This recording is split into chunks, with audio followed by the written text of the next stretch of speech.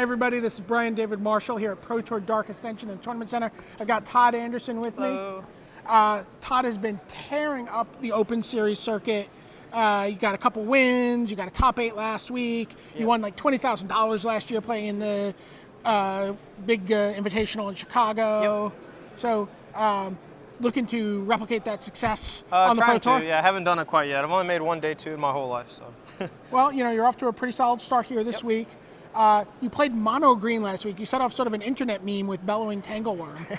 Yeah, game 2, round 1 of the tournament, I just killed my opponent on turn 5 with Bellowing Tanglewurm. Didn't green Sun Zenith 4, just hard cast it, turn all my guys sideways, and he just scooped him up immediately. So I think after that, like the rest of the day, people were like, "Oh, you're that guy, the Bellowing Tanglewurm guy." But we had like 4 people playing the deck, and it was really good. We had like a 70% win percentage or something, so it was very good. So. And then you came into this event. So you had the basically an Dark Ascension standard event in your back pocket coming here, and then you play tested this week, and you said you're like about 10 cards off from last week's list. We found some major holes, and that's one of the reasons why we played the deck at the Open, even though like it kind of gives away one of the strategies we were working on. But for me, like I don't really have a whole team to work with. I just have some of my friends, and we just play. And but we don't see the whole picture. And the Open Series allows me to play test while I'm actually playing in a tournament. And it's really helpful for me when the new set's not on Magic Online yet. So I get a lot of experience playing in those, even though we may have given away the Bellowing Tanglewurm tech. Like oh no, I guess. So let's take a look, and you can get an idea of what the deck is by just panning across this beautiful forest of a mana base. Mono forest deck. That's this one. You are never color screwed with this deck. Can't be. No, this most consistent deck in the whole tournament by far. Can't get flooded. Can't get mana screwed. You have the 24 forests. You have the 4 Llanowar Elves over here.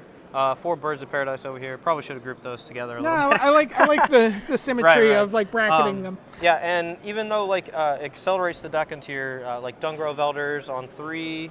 It also lets you cast Sword of War and Peace on 2. So it's very fast, and even though you have a lot of mana sources, you have a bunch of cards that just kind of recoup card advantage and just gain a lot of value inherently.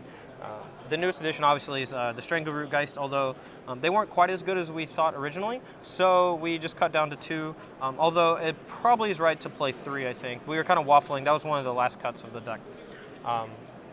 The removal package is very little. If you just look right here, we have 2 gut shots.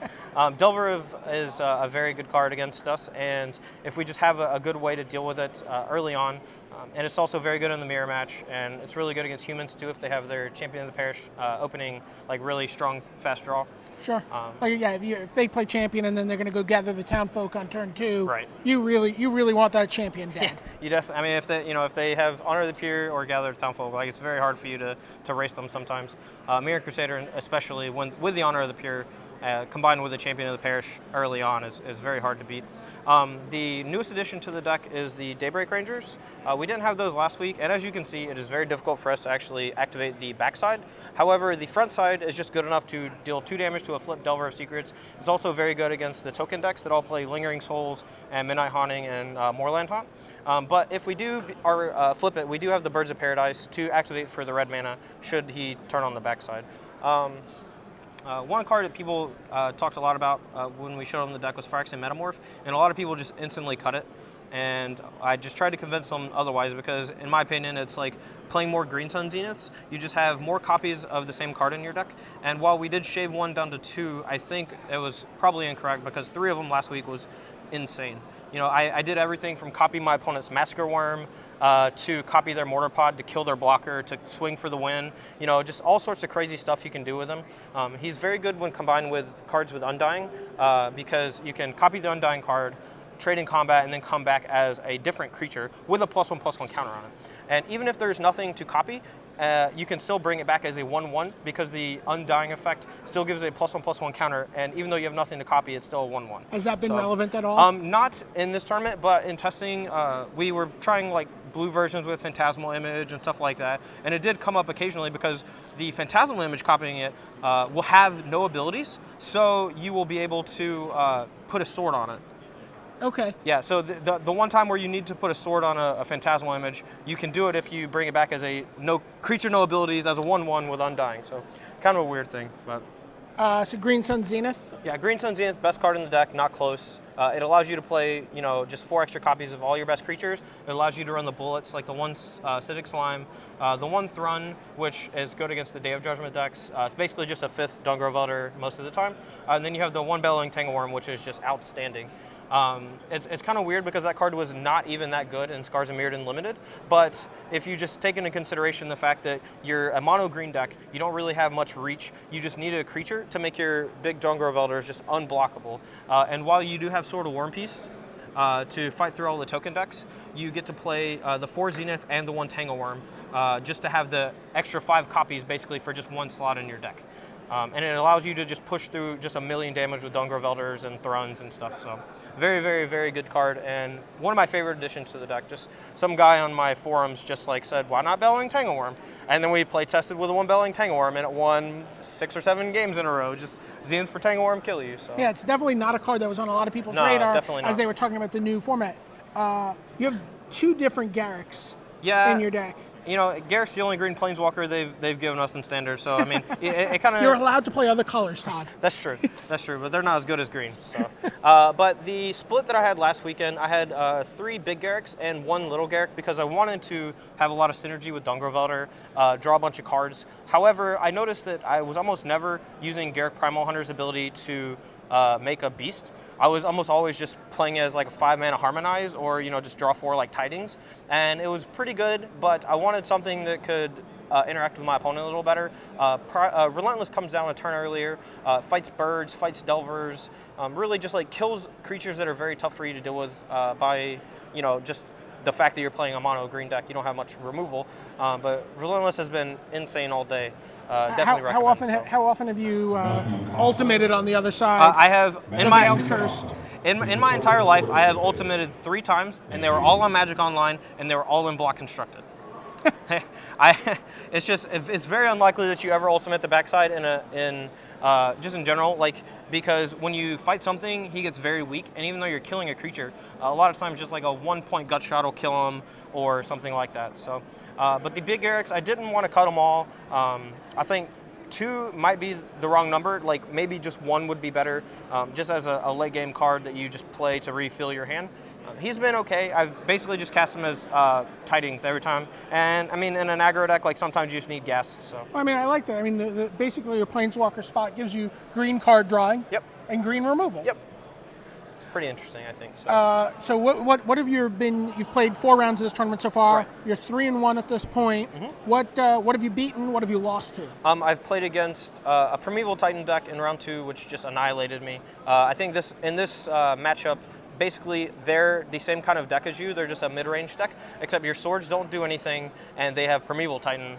And so they just have a bigger game plan than you. It's really hard for you to do anything. I have to ask, 32 mana sources. It has never been a problem. I almost always want more. We almost added a forest. But I'm saying at that point, can't you play Primeval Titan, or isn't that a possibility for you? We thought about it, but it would only be good against a Wolf Run matchup. And to think that you're going to out Primeval Titan them is just.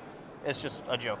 You're not going to. So we just decided not to even try. Right, and you can't be all things to all matchups. Right, so exactly. Sometimes you have to. Yeah, you have to sacrifice percentages in some matchups for others. I missed a land drop in game 1, which allowed him to Slagstorm away 2 Dungrove Elders. Where if I had played a land, I would have won very easily. But I mean, that's how the deck goes. He has Slagstorm and I die. So sure. Tell us a little bit about what's going on over here. Okay, so we have a few spicy ones. Basically, I wanted to have a bunch of answers to flyers. We have 2 Corrosive Gale and 3 Ratchet Bombs that are really good against the token-based decks, alongside Glissa the Traitor, which you can green Sun Zenith for, or cast off of your Birds of Paradise. This allows you to set up a soft lock against any deck relying on Midnight Haunting or Lingering Souls. The Corrosive Gale is kind of a nod. Last weekend, some guy top-8'd the Star City event with Droxel Captain, the Blue-White Lord? Yeah. And this card is just a one-sided Wrath of God against them. And I wanted to have this just in case a lot of people decided to play that version of the deck. Sure. We also have 3 Naturalize. We cut down on the Creeping Corrosions, which were okay last weekend, but we just wanted more 1-for-1s against Tempered Steel, and Naturalize is just a more versatile card than Creeping Corrosion. We also have the 3rd Daybreak Ranger against the token decks and the Delver decks. we have a singleton Viridian Corrupter to allow us to green Sun Zenith early on to kill sort of Feast and Famine or anything like that just would be problematic for us. Sure, and when people see like there's one in the sideboard, that's again because he has the green Sun Zenith. Yeah, so with the 4 essentially you green get Sun to have 5 of them. Exactly, and that's or more. Yeah, one of the coolest things about the deck in general is just green Sun Zenith allows you to play so many just random one-ofs that are just very situational. And like for instance, like even though he has Infect and can never really kill them because we're not playing Wolf Run or anything, it is just a cheaper version of like an acidic slime in a situation where you're going to die to a sword. Sure. So. But then for the mirror match and various control decks, we have 2 sort of Feast and Famine to kind of either complement the Worm pieces against control or to swap out against like a mono green deck or a Primeval Titan deck. And then we have this spicy one, the Precursor Golems, which are pretty busted against the white decks because they're all Flameton Kavu type cards. They all play the 1/3 that comes in and kills your guy. Fiend Hunter. Yeah, they all play Fiend Hunter, Leon and Relic Order.